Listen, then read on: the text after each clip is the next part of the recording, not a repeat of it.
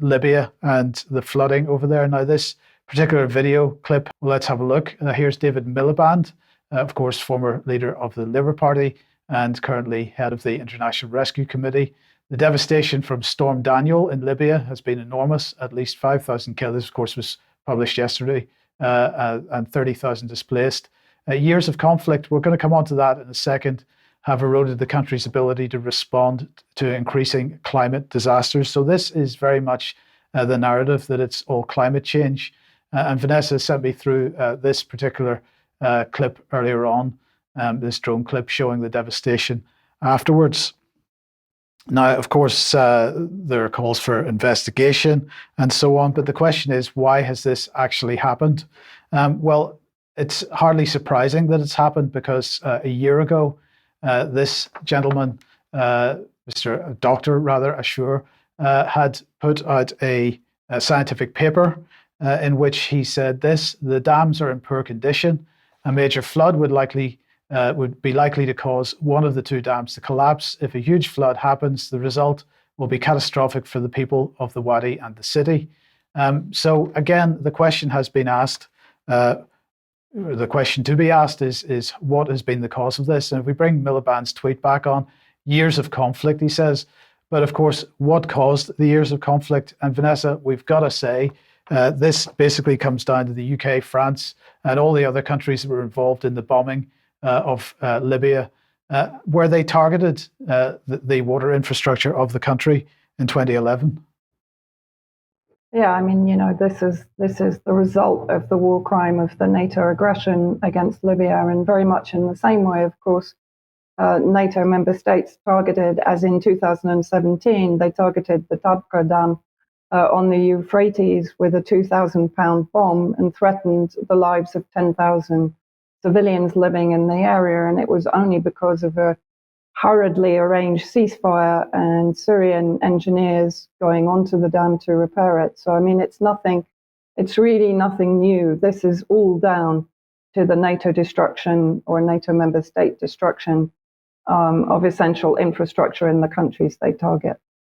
Yes, and Kevork, maybe I could welcome you to the program at this point and see what your thoughts are, because I mean, what we've got to keep in mind is that Libya, up until the bombing in 2011, was basically had probably the best infrastructure, certainly the best water infrastructure in the whole of North Africa, and what we did effectively by bombing the country as we did at the time was to bomb it back into the Stone Age. So there was no question that even with the best will in the world, Libya as a country was going to be able to maintain the infrastructure to a level that would be necessary. Actually, I was reading an article today on the Irish Times, and they also say that human errors exaggerated or contributed in the deaths of lots of people in Libya because there was no competent reaction before and after this disaster that happened in Libya. But it's so disingenuous to see that a lot of mainstream outlets aren't even mentioning the real cause of the chaos in Libya. They say there are human errors, and they say that Libya is now in internal infighting and the infrastructure is destroyed. But the root cause of this misery in Libya is because of NATO's intervention in 2011. And the other day, a few days ago, I was sitting with the spokesperson for Gaddafi here in Berlin, and the stories that he told me go in parallel with a lot of stories that we heard and we documented in Syria. It was a very dirty war against Libya, against the Libyan people, for them being an advanced, developed country, progressive in one way or another in the Northern African continent. And Africa was an example to show the Africans that the people in the continent do not need the so-called humanitarian aid, the so-called assistance that many Western governments brag about on social media platforms day and night.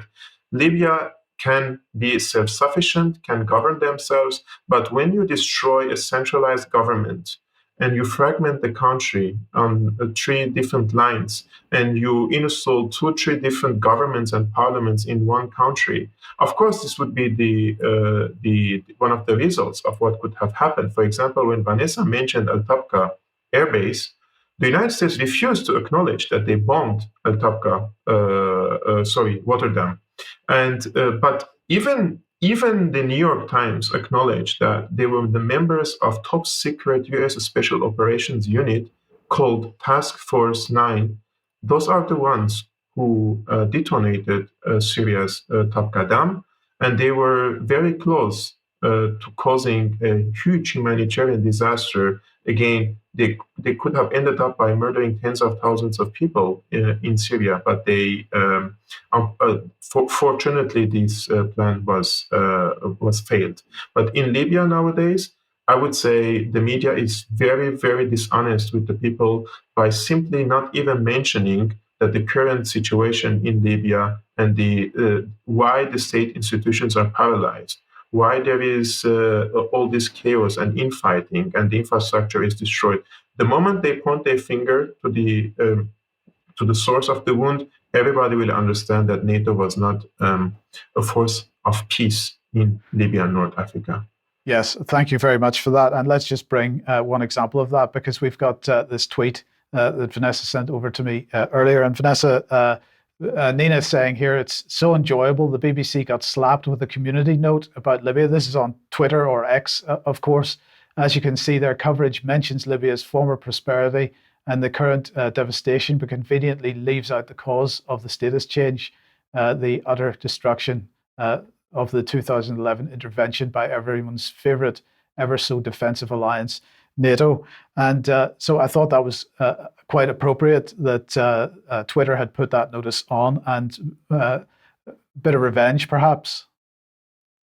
Yeah, I mean, the BBC deserves it. And as Kibort pointed out, the majority of the media is conveniently leaving out the NATO member state damage.